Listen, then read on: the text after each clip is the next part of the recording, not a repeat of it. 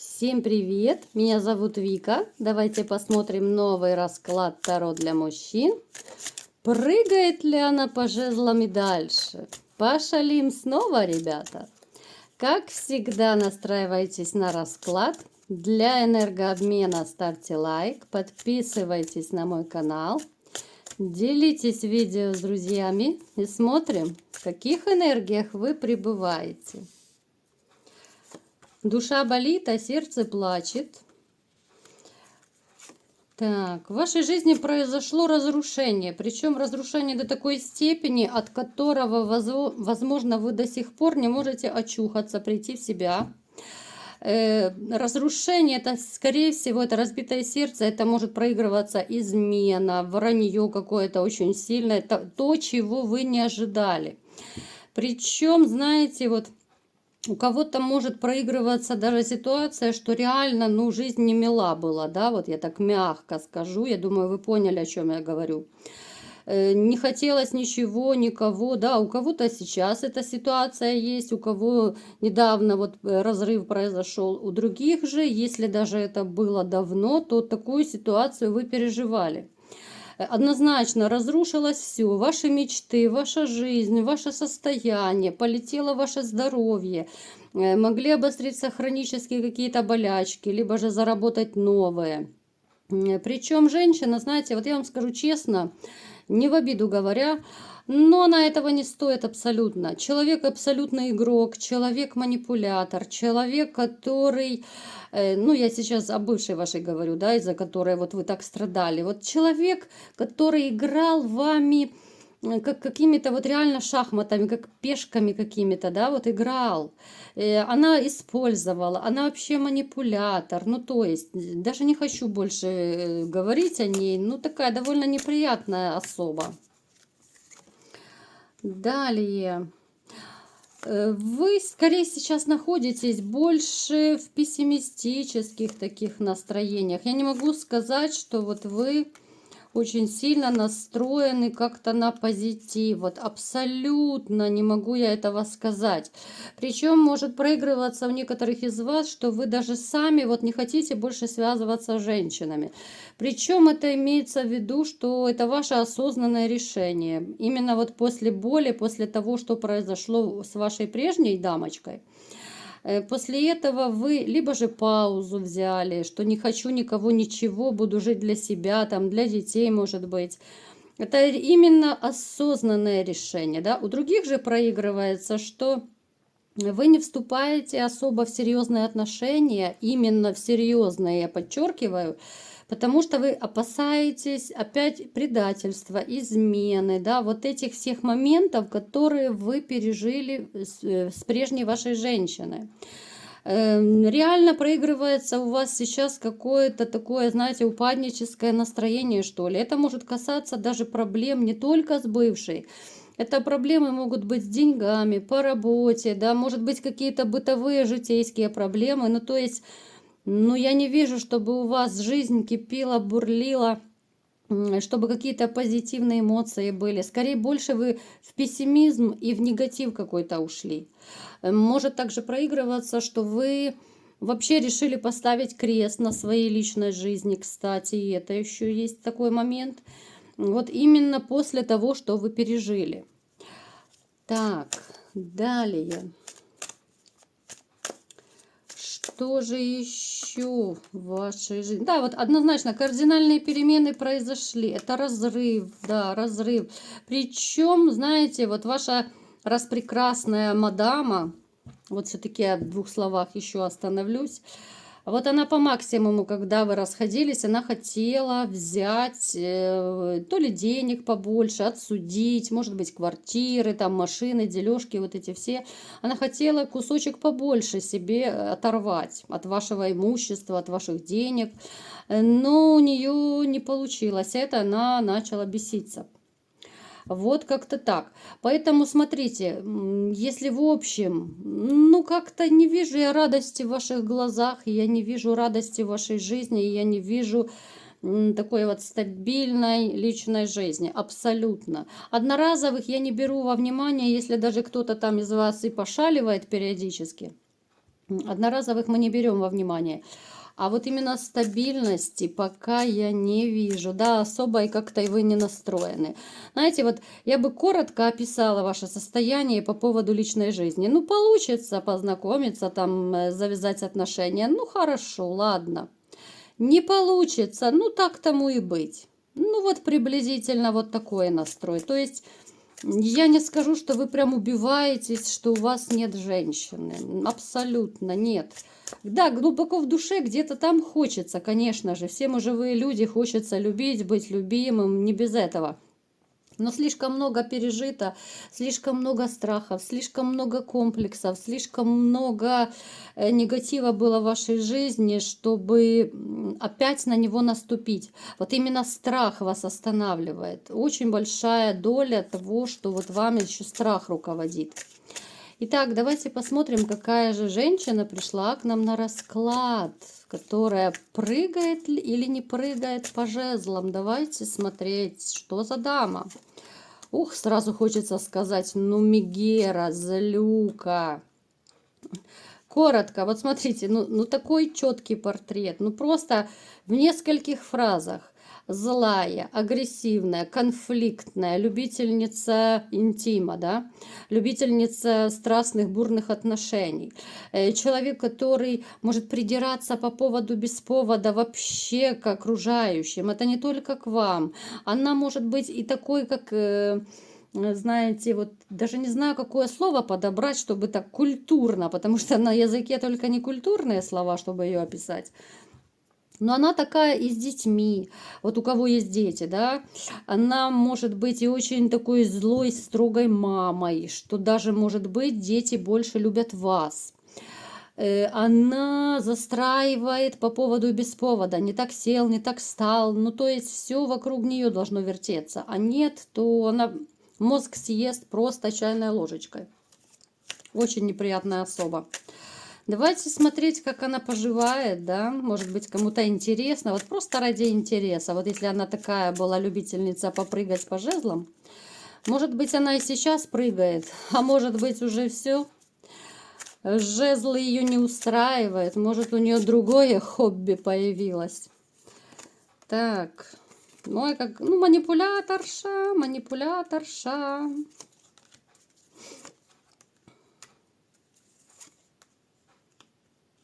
Знаете, она еще попрыгивает по жезлам. Не так, как раньше. Причем я не могу сказать, что она вот в этом деле прям уж слишком хороша. Она выбирает себе, во-первых, мужчин, ну, с деньгами, может быть, даже со статусом. Она любит обеспеченных мужчин.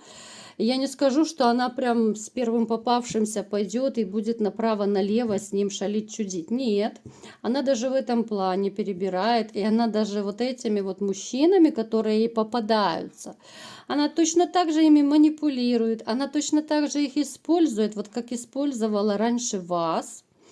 Но дело в том, что вот эти мужчины, они очень быстро ее раскусывали. Поэтому она, знаете, вот она моментами бывает настолько обескуражена, что вот ее просто посылают. Ну, я по-простому так говорю.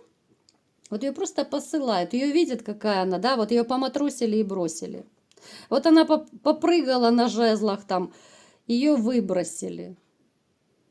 То есть человека сейчас используют. Я не вижу абсолютно у нее счастья в жизни. Я не вижу, что у нее есть какая-то любовь.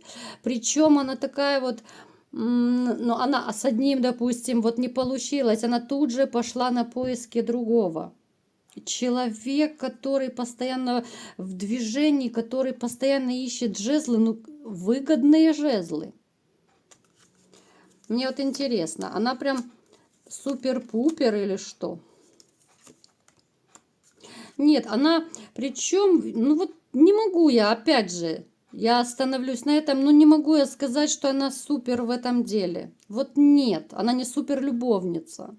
Она хочет, да, она супер интим хочет, она статусных мужчин ищет. Но вот, ну вообще ни по каким категориям она не подходит. Я уже не знаю, я пытаюсь подбирать слова, потому что, ну, на языке такое крутится, что, ну, нельзя такое говорить в эфире. Понимаете, она даже в этом как-то Даже в интиме, вот бывают, знаете, такие женщины, ну, с которыми можно по всей Камасутре, она зажигательная, да, вот она, если любит это дело, но она это делает умело, она классно делает. Это же ищет и статусных, это ищет и деньги, это ищет и жезлы, чтобы были такие, чтобы ого-го, знаете, как у коня. Но что она может дать взамен? Ну ничего, вот именно как любовница, но она никакая. Это так, если по-простому, да, вот я никого не хочу обидеть, но я то, что вижу, то говорю. Она как-то несерьезно даже к этому относится. Причем она может быть сегодня с одним, завтра с другим. Вот она еще бывает, у нее такие периоды, она как будто в поисках, да, вот она их тестирует, что ли. Она, то есть, познакомилась с одним, потом познакомилась с другим. Она, ну, даже не брезгует их чередовать. Знаете, уже, ну, до смешного. Это уже что, по графику получается у нее эти жезлы? Или как, да? Понедельник Вася, вторник Петя и так далее по графику, да? Пока она достойный жезл себя не найдет. Почему она так себя ведет? Давайте-ка посмотрим, почему она так себя ведет. Смотрите, здесь не хочу глубоко копать. Но то, что я вижу, в принципе, в двух словах я сейчас объясню, мне это понятно. Это ее маска. Это идет родом из детства, это идет из ее семьи. Здесь проблема зарыта глубоко в психологии. Здесь именно вот семейные вот эти проблемы. Это могла быть неблагополучная семья ее родителей. Это могло быть жестокое отношение к ней. Это могли быть даже какие-то домогательства у нее в детстве, в юности, о которых вы не знали. Но это ударяет по-своему по психике, да, мы сейчас не будем лекцию по психологии проводить, но опять же, я коротко говорю, что это родом из детства. Это могли даже вот быть, знаете, какие-то поползновения, может быть, отчима, вот если у нее отчим был. Бывает, что, знаете, девочка маленькая начинает к падчерице приставать. И своего рода это как бы, ну, такая поломка в психике.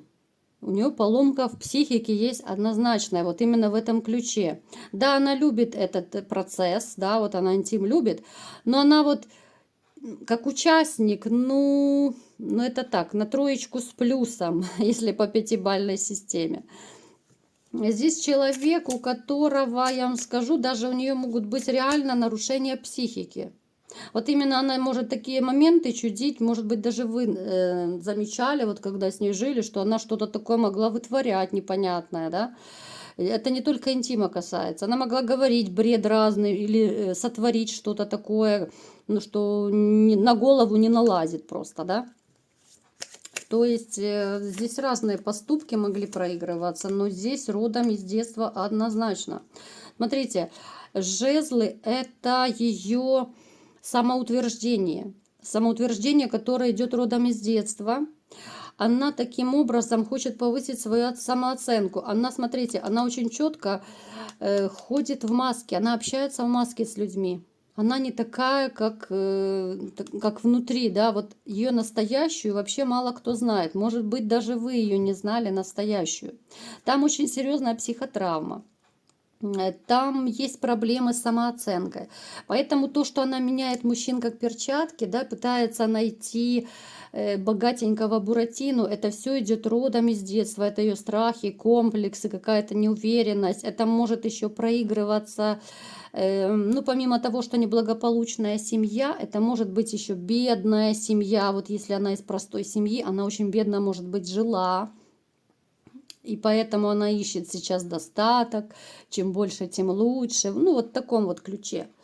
Поэтому, ребята, это своего рода у нее болезнь. Вот она прыгает по жезлам, да, вот попрыгунья стрекоза такая. Но она остается ни с чем постоянно. Вот она ищет, да. Ладно, если бы она там супер Шахерезада была, да, вот, которая и сказки рассказывает, и завлекает, и может там по всей Камасутре начудить, да, вот гейша такая. Но вообще таких талантов у нее нет. Вот она именно хочет какую-то уверенность в себе постичь за счет общения со статусными обеспеченными мужчинами. Но другое дело, что она ничего им не может дать, поэтому ее очень быстро вышвыривают. Ее пользуют и вышвыривают. Поэтому, ну и чисто по-человечески можно посочувствовать. Я не пойму, почему она с вами так поступила, конечно же. Либо же из-за вот этой вот своей, ну, психической, психологической болезни. Ну, здесь нужно смотреть другие расклады, да, потому что здесь очень глубоко нужно копать. И причем здесь без психологии однозначно не обходится. Она любит, знаете, вот быть на высоте. Здесь стопроцентные проблемы идут от родителей, от ее образа жизни, от того, как она жила, с кем она общалась. Здесь и неуверенность в себе, здесь и та же самооценка, как я говорила. Поэтому, ну, ей не позавидуешь, да. И подумайте 100 раз, а стоит ли страдать и скучать за такой женщиной, ну, которая постоянно самоутверждается, вот ей жезлы надо менять, ей надо побольше денежек, ей надо побольше подарков, да, вот чтобы хоть немножечко казаться на высоте. Вот она знакомится там с обеспеченным мужчиной, да еще он там к себе приглашает, да, может быть там отношения на какую-то там недельку у них завяжутся. И она уже чувствует, что вот я ого-го, я на высоте, да, меня обеспеченный мужчина заметил, он со мной в отношениях, вот, ну, в таком плане. Поэтому этому человеку можно только посочувствовать. И я не скажу вам, что вы потеряли супер женщину. Абсолютно. Ни в каких абсолютно проявлениях я не вижу, что она супер женщина. Она наоборот несерьезная, она конфликтная, она скандальная, она неприятная во всех отношениях.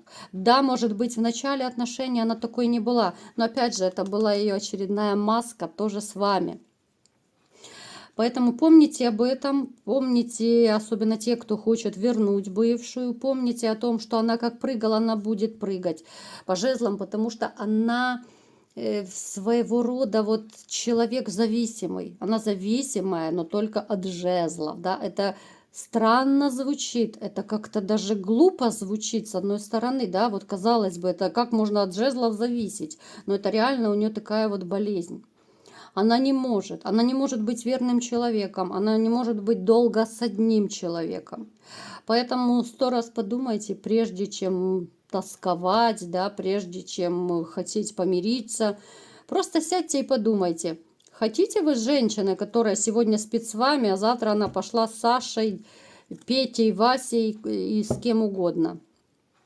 Вот как-то так. Поэтому я думаю, вам надо просто перекреститься, забыть и пойти жить дальше, пойти уже навстречу к другой.